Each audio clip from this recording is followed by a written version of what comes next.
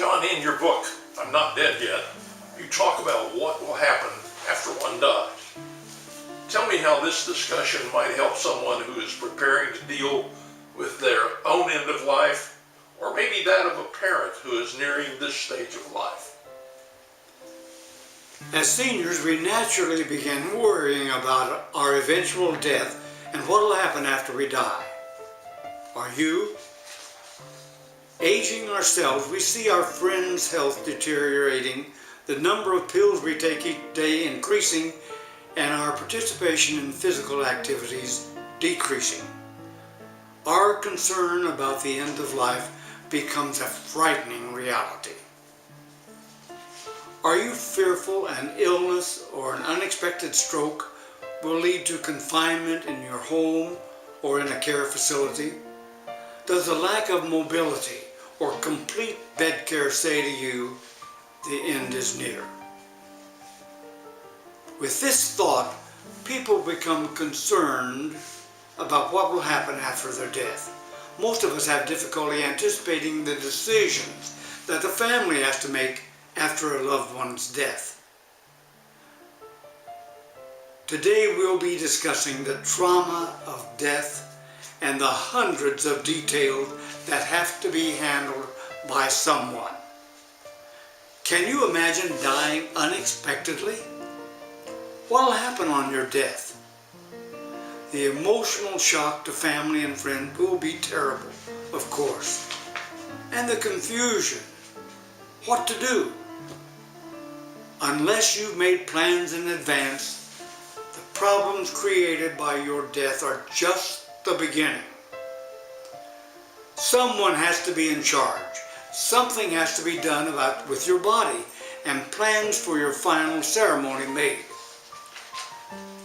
The disposal of your assets is a potential problem that's looming on the horizon. Here are some examples of after-death decisions that must be made quickly.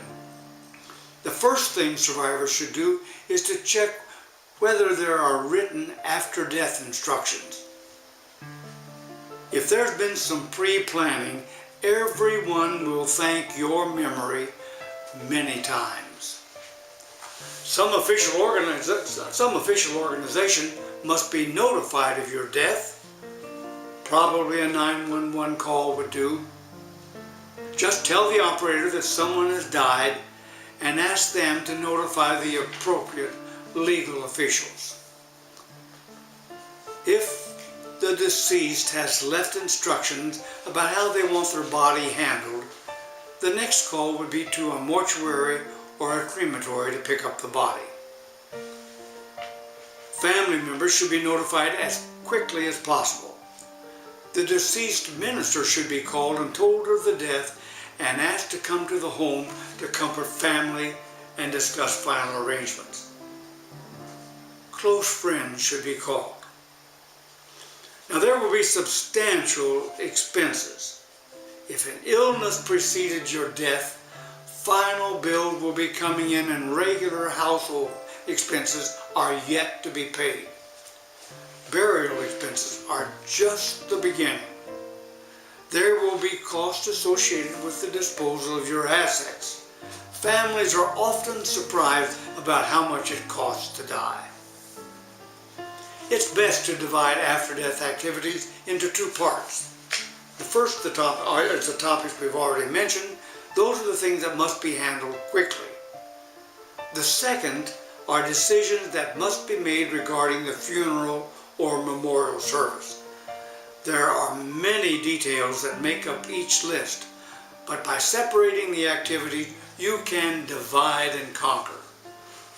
Following are a few examples of the second group, those after-death decisions that must be made.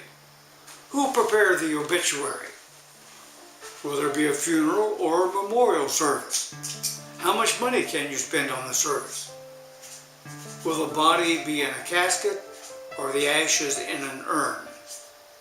Will the service be held in the church, or the mortuary, or another place? Who will preside?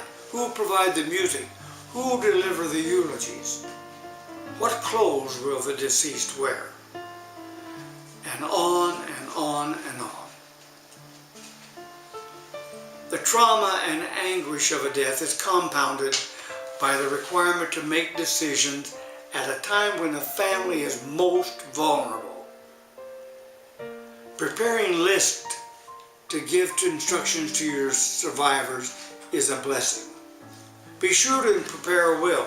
Arrange for the disposal of your estate. There are hundreds of decisions that have to be made, and making as many of them in advance is a major kindness. Your death will be an event no one will ever forget. Don't let the memory be one of confusion and doubt. Following the suggestions we've made today will significantly help those left behind. A formatted list of the questions is included in the book, I'm Not Dead Yet.